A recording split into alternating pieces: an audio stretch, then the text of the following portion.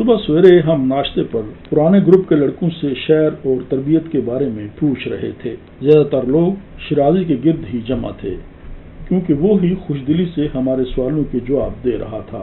Senior یا پرانے ساتھی ہمیں اتنی زیادہ لفٹ نہیں کرا رہے تھے، حالانکہ وہ ہم سے چند ماہ ہی سینئر تھے۔ انجینئر ہادی آئے تو سارے گروپ نے ان کی عزت کا احساس دلایا کہ لوگ ان کے اعزاز میں اپنے اپنے میزوں پر کھڑے ہو گئے۔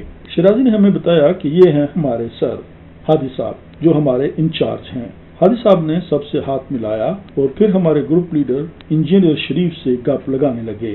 وہ انہیں بتا رہے تھے کہ کوئی بھی مسئلہ ہو وہ ہادی صاحب سے مشورہ کر لیا کریں، چونکہ یہاں ایک ڈسپلن کا ماحول ہے اور پاکستان کی عزت کا بھی سوال ہے، اس لیے لڑکوں پر توجہ رکھنا ہوگی کہ کوئی غلط حرکت کر کے ملک کی بے عزتی نہ کرا دے۔ یاد رہے کہ ہمارے ان گروپس میں 3 قسم کے ٹرینی ہوتے تھے: FSC پاس، آرٹیزنز، ایسوسیٹ انجینئر کے ڈپلوما ہولڈرز، آپریٹو انجینئر اور ڈگری یافتہ انجینئرز۔ ہمیں محسوس ہوا کہ چند لڑکوں کے گروپس میں بھی ان سیڑھیوں کا خاص خیال رکھا جا رہا ہے، حالانکہ اس پردیس میں سب لوگ ایک ہی جیسے تھے۔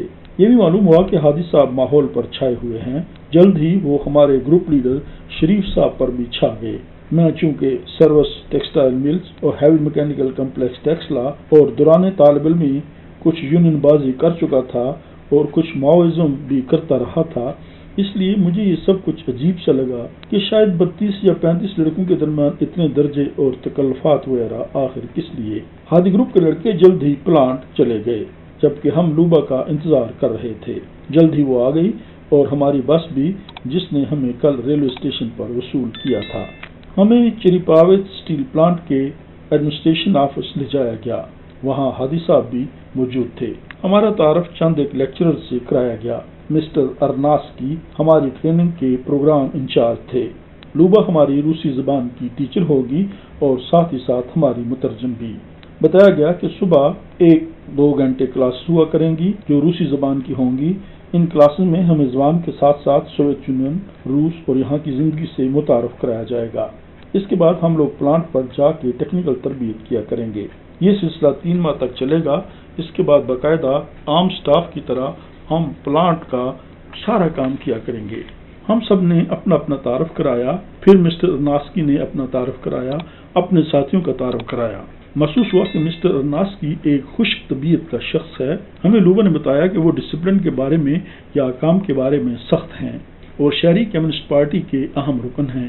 شہر کے بارے میں تعارفی لیکچر دیا گیا۔ بتایا گیا کہ چریپاوت ایک صنعتی شہر ہے۔ یہاں اسٹیل پلانٹ میں 5 بلاسٹ فرنسز ہیں، ایک دنیا کا سب سے بڑا بلاسٹ فرنس بھی ہے۔ یہاں اسٹیل پلانٹ کے علاوہ شپ بلڈنگ، ماچس سازی و دیگر مختلف انڈسٹریز کے کارخانے اور فیکٹریاں ہیں۔ دریائے شیکسپیئر کے کنارے یہ شہر فضائی آلودگی کے لحاظ سے دنیا میں دوسری پوزیشن کا حامل ہے۔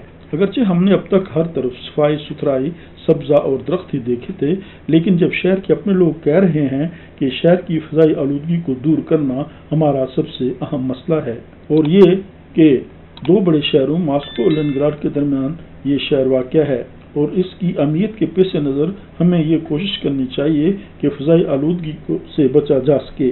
پانی کے راستوں، سڑکوں، ریلوے اور ہوائی راستوں سے سوویت یونین کے مغرب اور مشرق اور شمال اور جنوب کو ملانے کا فریضہ یہ شہر ادا کر رہا ہے۔